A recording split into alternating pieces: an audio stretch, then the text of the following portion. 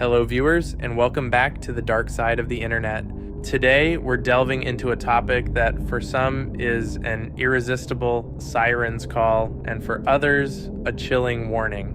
We're talking about those places on Earth that scream, "Do not enter."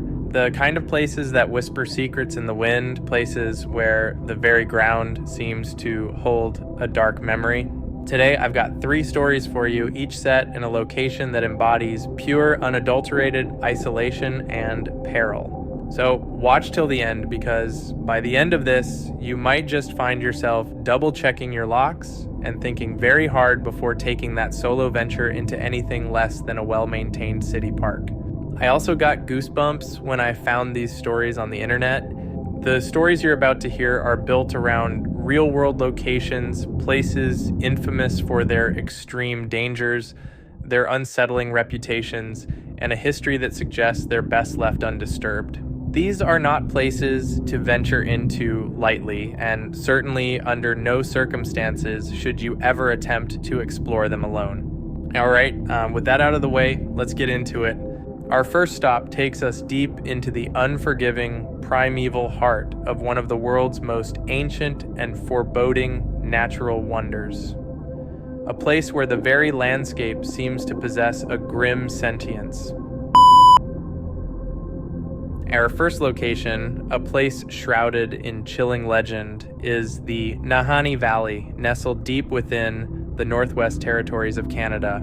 This isn't just a valley, it's a living, breathing legend, a stretch of land steeped in mystery and fear for centuries, even millennia. It's often referred to, with good reason, as the Valley of Headless Men, a macabre moniker earned from a grim series of discoveries in the early 20th century, where prospectors vanished only to be found dead, decapitated, their heads missing, with no clear explanation, no signs of struggle, just gone. Beyond these grisly finds, the valley is notorious for its extreme, unpredictable weather, its immense, untamed wilderness that can swallow a person whole, and an eerie, pervasive sense of being watched. Indigenous legends speak of towering, vengeful spirits, Sasquatch-like creatures, and an energy that simply doesn't want you there. It actively pushes back. Our story begins in the oppressive quiet of the summer of 1998 with a man named Arthur Vance. Arthur was a seasoned wilderness survivalist, a former military scout, and a man who quite literally prided himself on his self-reliance. He'd scaled impossible mountains, navigated treacherous, ice-cold rivers, and spent weeks, sometimes months, alone in the most remote corners of the globe. He felt an almost spiritual connection to the wild. But Nahanni, even for Arthur, was different. Every local he spoke to, every grizzled guide, every weathered trapper warned him against a solo expedition into the deeper, less traveled sections of the valley, particularly a specific, notoriously difficult section known only as the Sunken Labyrinth, a tangled, winding network of narrow, perpetually fog-shrouded canyons.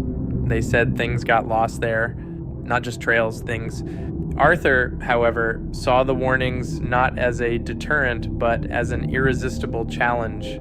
He was on a personal mission to document rare flora and fauna, and he believed the truly untouched depths of the labyrinth held unique, undiscovered specimens.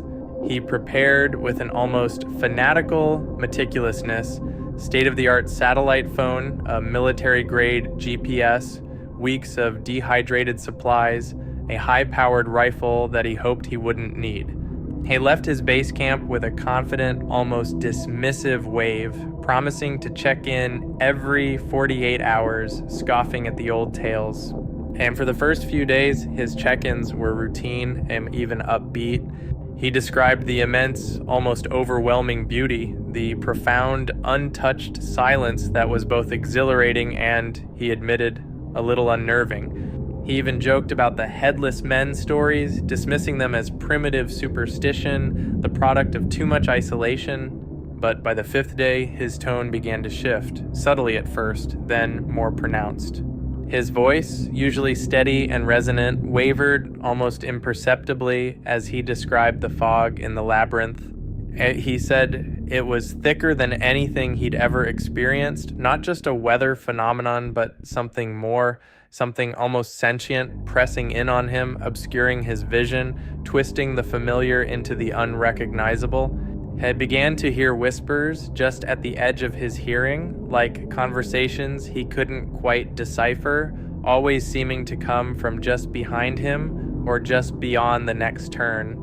He wrote it off as auditory hallucinations, a common side effect of extreme isolation, but you could hear the raw, undeniable tremor in his voice, a hint of genuine fear beginning to creep in. On day 7, the scheduled check-in was missed. His team back at base camp tried to contact him for hours, sending repeated, increasingly frantic signals. The vastness of the valley swallowed their calls. Finally, late that night, a garbled, fractured transmission broke through the static. It was not Arthur's voice. It was deep, guttural, distorted, almost inhuman, as if speaking from a great distance or through some terrible impediment. All they could make out were fragmented, chilling phrases. Not alone, they're here, the whispers, no head. And then, just as suddenly as it began, it dissolved into a deafening, pure static that screamed through their speakers. A full-scale search and rescue operation, one of the largest in Nahani's history, was immediately launched. Days of relentless searching turned into a harrowing week. They found Arthur's initial base camp meticulously packed up, untouched, exactly as he'd left it. They found his initial trail leading straight and true into the maw of the labyrinth. But once inside that perpetual twilight, the trail simply vanished. It was as if the valley had simply opened up and swallowed him whole, leaving no trace, no broken branches, no disturbed earth. 2 weeks later, on the verge of calling off the search, a particularly persistent search pilot spotted something peculiar from the air, deep within the labyrinth, near a remote, unnamed waterfall, a place so isolated it hadn't even been properly mapped. It was Arthur's rifle, propped upright against a moss-covered rock, standing almost like a sentinel. Beside it, his satellite phone, crushed, but its GPS still miraculously functional. The coordinates showed it had last been active for only a few minutes before that final, terrifying, garbled transmission, but there was no sign of Arthur. No body, no equipment, no struggle, no blood. Just the rifle standing solitary over an empty space. And to this day, Arthur Vance remains one of the many who ventured into the Nahani alone and never returned. The valley, my friends, keeps its secrets close, and sometimes, perhaps, it keeps its visitors forever. Our next destination takes us from the claustrophobic depths of a foreboding valley to the vast, chilling depths of a truly immense body of water, Lake Superior. While not as globally famous as its tropical cousin, the Bermuda Triangle, Lake Superior has its own chilling, well-earned reputation for swallowing ships and people whole, often without a single trace. It's known for its sudden, violent, almost sentient storms that materialize out of nowhere, its icy, unforgiving waters that can steal your body heat in minutes, and immense depths that hide countless shipwrecks, turning them into cold, silent tombs. Seasoned locals and grizzled mariners whisper of a specific Devil's Triangle within its vast, freshwater expanse, an area notorious for the unexplained disappearances of vessels, from small fishing boats to massive freighters and even small planes.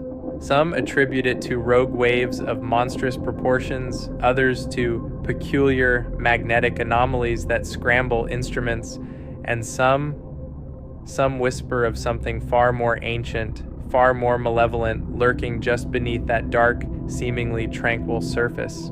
Our story centers on Clara Jenkins, a highly skilled, almost legendary solo sailor with decades of experience navigating the notoriously fickle Great Lakes. In the crisp, unpredictable autumn of 2010, Clara decided to attempt a solo, non-stop circumnavigation of Lake Superior. a feat so incredibly challenging, so fraught with peril, that it's rarely attempted, especially so late in the season when the lake truly shows its teeth. Her vessel, the aptly named Siren's Call, was a 35-foot state-of-the-art sailboat custom-built for extreme conditions, equipped with the absolute best navigation and safety gear that money could buy. Clara herself was meticulous to a fault. She had planned every nautical mile, every potential contingency, every emergency procedure, down to the last detail. Her devoted husband, David, a former merchant marine, was tracking her progress religiously from their home on shore, his anxiety barely contained.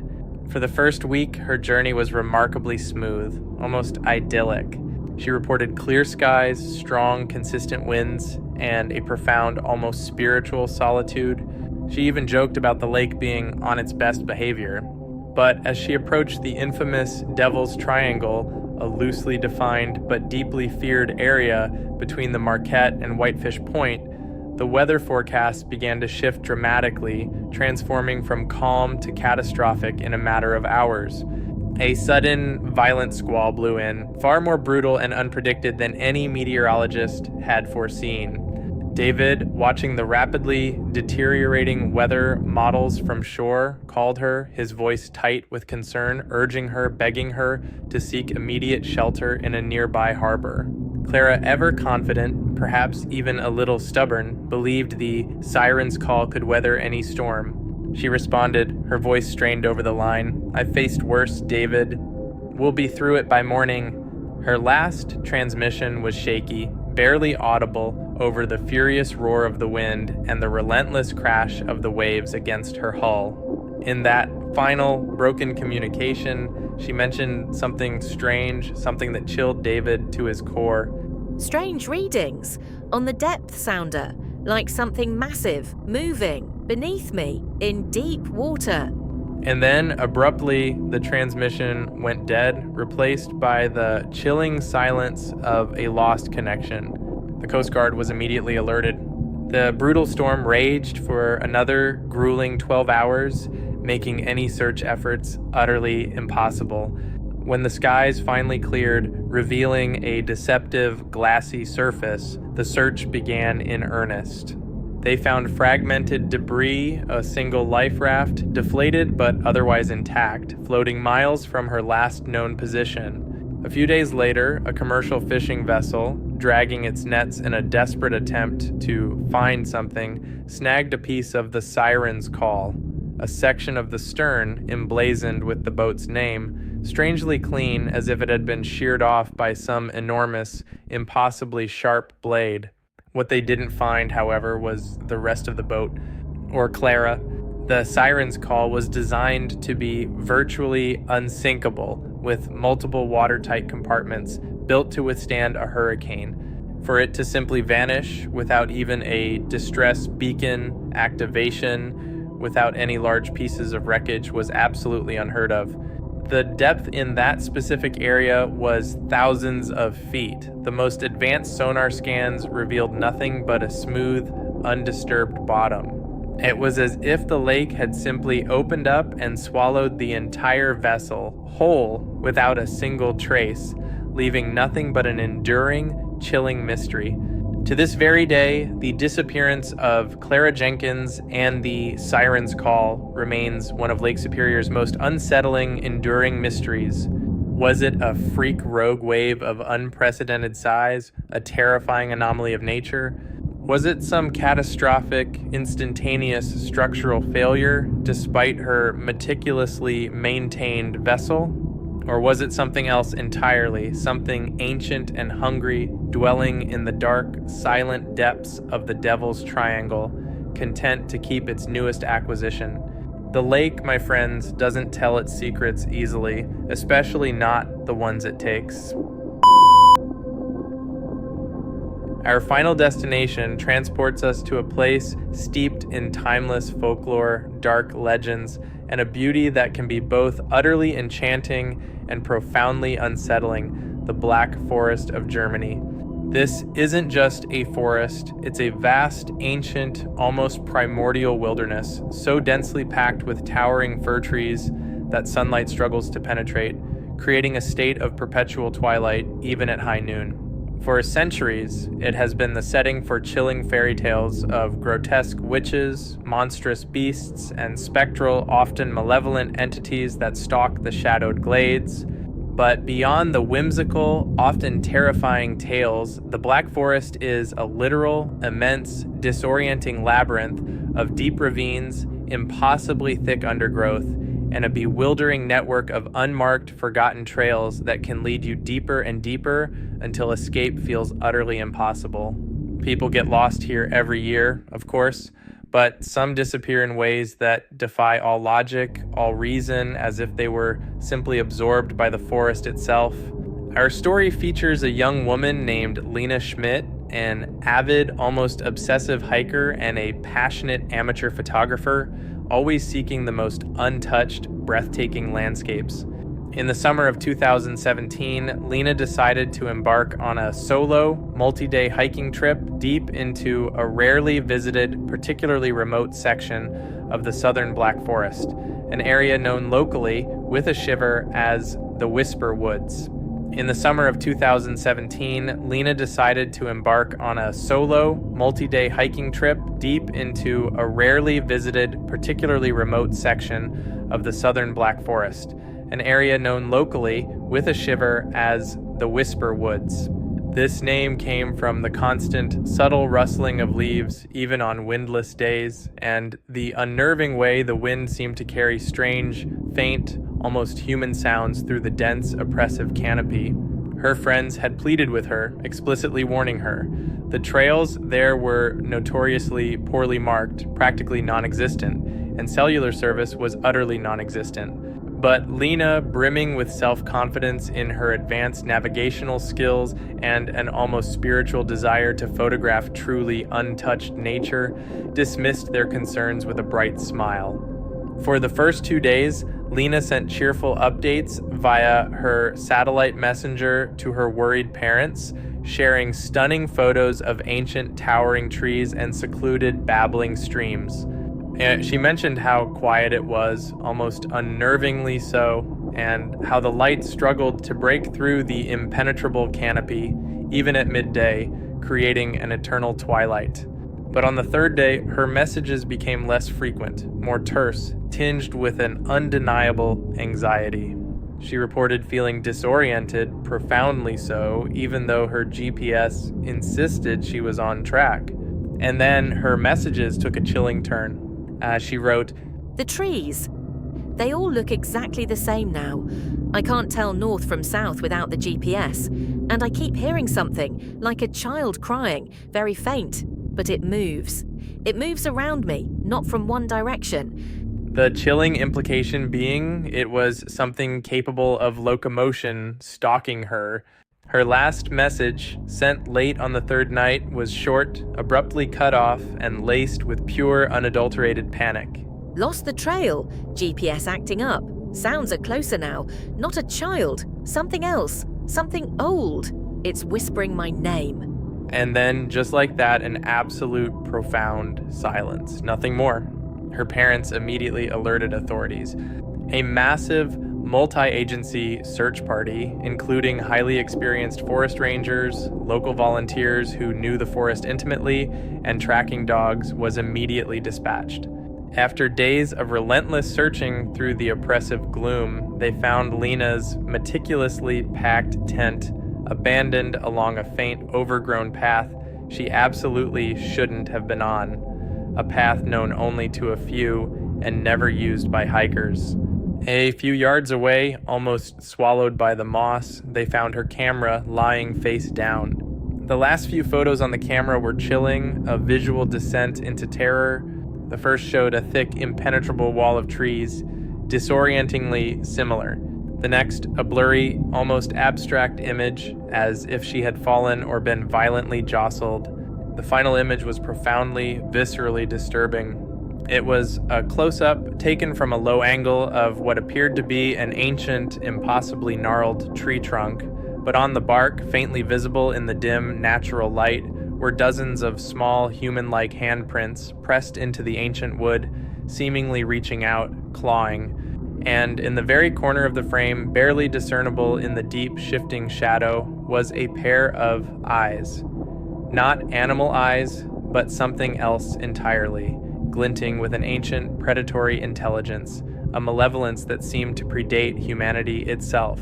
The search continued for weeks, expanding further and further into the heart of the Whisper Woods. They found no more trace of Lena. No footprints, no discarded equipment, no signs of struggle, no body. It was as if she had simply walked into the shadows and been dissolved by the forest itself. Locals say the forest, particularly that ancient forbidden section, sometimes just takes people. It has its own desires, its own ancient dark guardians.